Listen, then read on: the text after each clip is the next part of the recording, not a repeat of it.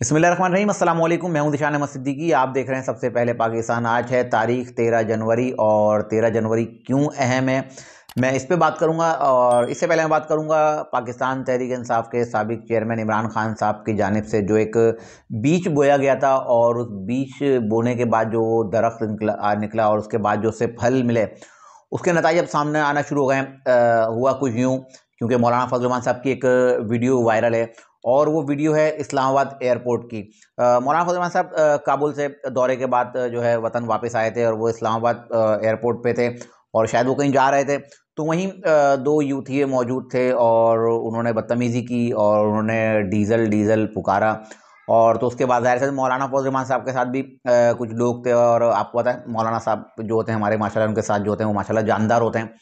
तो उन्होंने वहाँ कर दी इन दोनों युवतियों की धुलाई और ऐसी धुलाई की है क्योंकि वीडियो क्लिप तो 15 सेकंड का है, लेकिन जो वहाँ के जो लोग हैं वो बताते हैं कि उनकी ठीक ठाक तबीयत जो है साफ़ की है। और वहाँ ASF वाले या दीगर सिक्योरिटी एजेंसीज़ के जो लोग थे उन तक ने जो उन दो लोगों को जो है बचाने की कोशिश नहीं की। ऐसा वाक़या पेशावर हाई कोर्ट में भी आया था जब एमल वली खान के ख़िलाफ़ एक पाकिस्तान तहरीक इंसाफ के फजल मोहम्मद हैं जिन्होंने एक पटिशन दाखिल की थी एमल वली जो ANP के सरबराह के खिलाफ के इन्होंने जो है जजिस को धमकी दी। तो उसकी समाअत के बाद जब मोहम्मद अफजल जब पेशावर हाई कोर्ट से बाहर निकल रहे थे तो उनकी भी इसी तरह से धुलाई हुई थी और उनकी धुलाई की थी अवामी नेशनल पार्टी के कारकुनान ने। तो ये था वो चीज़ जिसको कहते हैं मकाफात अमल, कि आपने अगर एक नस्ल को एक तरबियत के नाम पर आपने उसको बदतमीज़ी सिखाई और बदतमीज़ एक नस्ल बना दी आपने, तो ये वो नस्ल थी और उन लोगों के लिए मैसेज है कि अब आपके वो सहूलतकार नहीं हैं, आपके पीछे वो लोग नहीं हैं जो आपको बचाएंगे। तो लिहाजा आप सोच समझ के अपनी ज़बान इस्तेमाल करें और किसी भी सियासी जमात के रहनुमा को कुछ किसी भी अलकाबात से पुकारने से पहले इस चीज़ को यकीनी बना लें कि आपकी भी जो है अब धुलाई हो सकती है। और ज़ाहिर सी बात है मौलाना फजल रहमान साहब एक आलिम भी हैं और एक बुज़ुर्ग भी हैं और उनसे इस तरह का जो अमल है वैसे भी नहीं किया जाना चाहिए। आपका लाख सियासी इख्तलाफ हो कुछ भी हो, लेकिन एक बहैसियत बुज़ुर्ग क्या आप अपने घर के बुज़ुर्गों से भी इसी तरह बात करते हैं? तो बस ये चीज़ साफ वाज़ेह कि तरबियत की जो मैंने बात की है तो इनकी तरबियत ये की गई है ये लोग अपने बाप और अपने बड़ों के आगे भी खड़े हों और उनसे भी खड़े होकर बदतमीज़ी करें और उनसे सवाल करें। मैं बात कर रहा था आज की।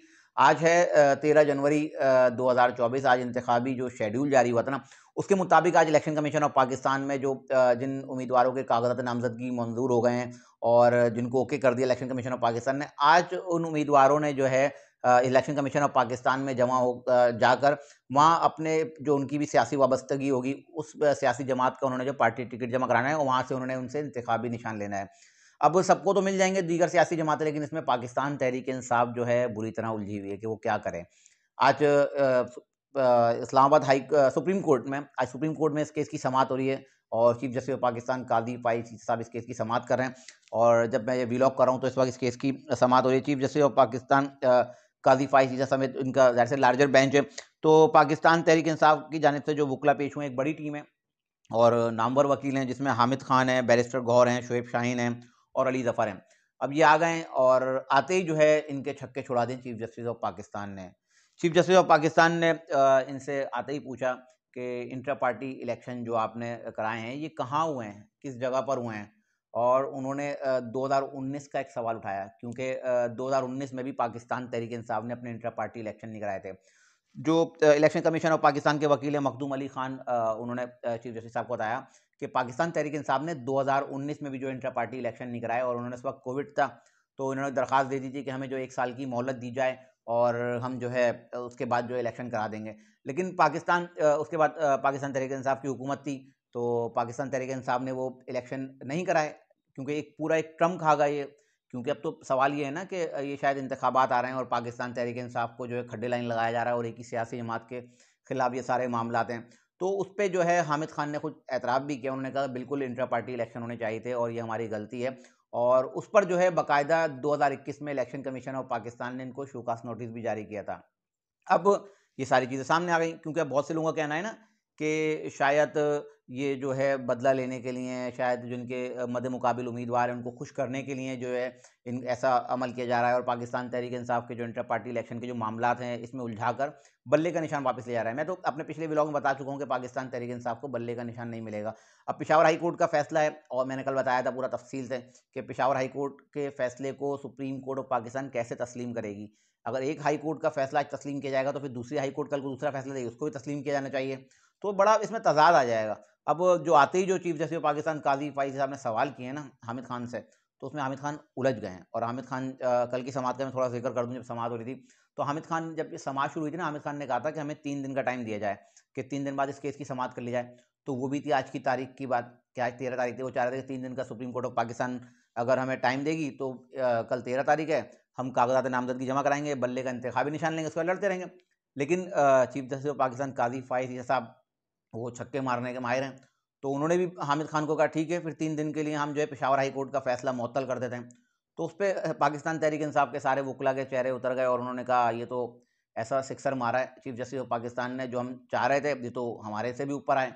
तो अब उसपे पाकिस्तान तहरीक-ए-इंसाफ के जो लोग हैं और पीटीआई के बल्ले के निशान की जो दरख्वास्त थी जिस पे समाअत हो रही थी, तो आज छुट्टी वाले दिन भी इस पे समाअत कर रहे हैं। चीफ जस्टिस ऑफ पाकिस्तान ने तो कहा भी कि आप हमारा ये छुट्टी का दिन भी खा जाएँ।